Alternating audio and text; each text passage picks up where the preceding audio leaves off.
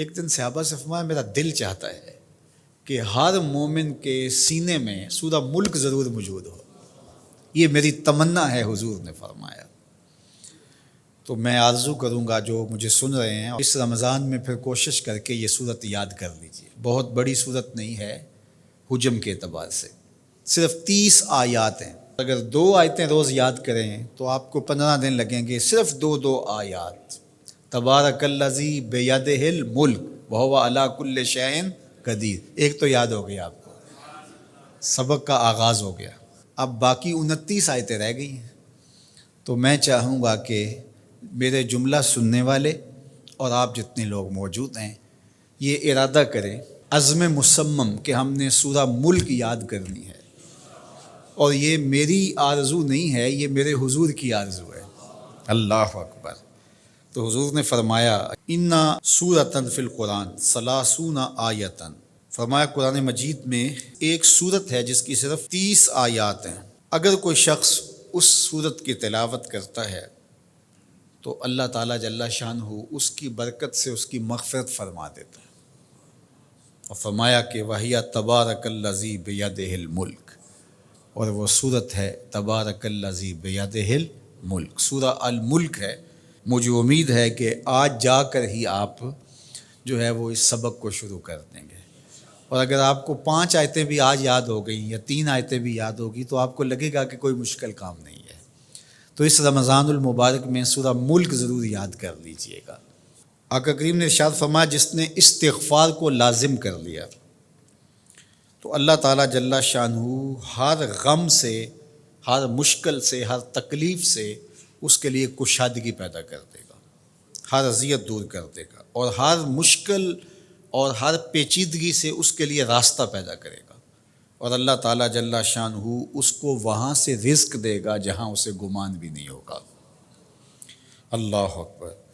حضرت انس رضی اللہ تعالیٰ عنہ سے ایک روایت سن لیجئے۔ کہتے ہیں کہ رسول کریم صلی اللہ علیہ وآلہ وسلم نے فرمایا کہ جس طرح تانبے کو، لوہے کو، دھاتوں کو زنگ لگتا ہے اس طرح دلوں کو بھی زنگ لگتا ہے، اور فرمایا زنگ کو اتارنے کے لیے جو چیز بنائی گئی ہے وہ استغفار ہے۔ تو استغفار دلوں کا زنگ اتارتا ہے۔ قرآن مجید کی تلاوت، کثرت ذکر، موت کی تذکیر اور استغفار، یہ دلوں کا زنگ اتارتا ہے۔ اللہ اکبر۔ تو یہ آپ کے سامنے جو احادیث رکھی گئی ہیں، اللہ ہمیں ان سب پہ عمل کی توفیق عطا فرمائے۔ کثرت کے ساتھ لا الہ الا اللہ اپنے معمولات زندگی میں شامل کریں، یہ تجدید ایمان کا ذریعہ ہے۔